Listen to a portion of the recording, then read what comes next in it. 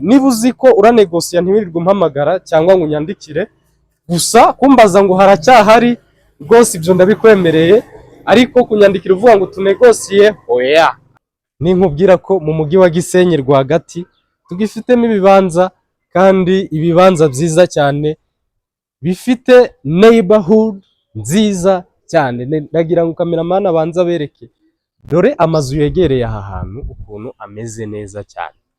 Noneho ukagaruka inaha ni imiturirwa gusa ihari, ni imiturirwa gusa ihari. Aha hantu tuje kuhagurisha ku mafaranga navuga ko ari make, ubundi kuzana miliyoni 70 mu mujyi wa Gisenyi hagati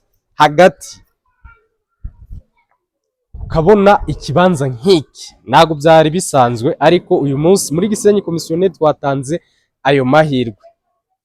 Karibu tubere ku bwusu bw'imbere.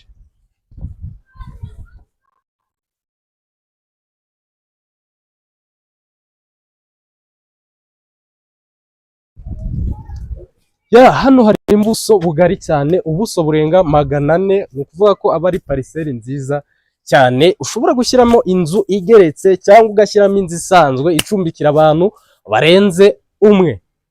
N'amahirwe adasanzwe rero muri Gisenyi Komisiyoneri. Muduhamagare kuri nimero zacu ni 078 300 8755.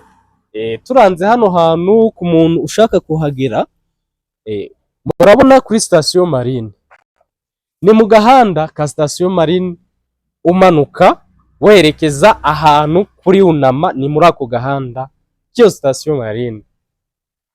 Uturuka aho gare iri yisa, urazamuka ukarenga kuri Unama, urenga ibipangu bitatu, ikintu cya kane niba atari cya gatanu, ugahita ugera hano hano. Ni pariseri nziza, pariseri itareka amazi, pariseri ikikijwe n'amazu ku buryo kuhita hashyira inyubako ni ibintu byoroshye cyane. Noneho indi opportunity nabonyemo, abantu bagiye bubaka bamarayo hirya no hino, bagiye bubaka bamarayo ku buryo nta gipangu uzubaka uretse kubaterera sima gusa ku nkuta zabo, maze ugakomeza ukiryohera.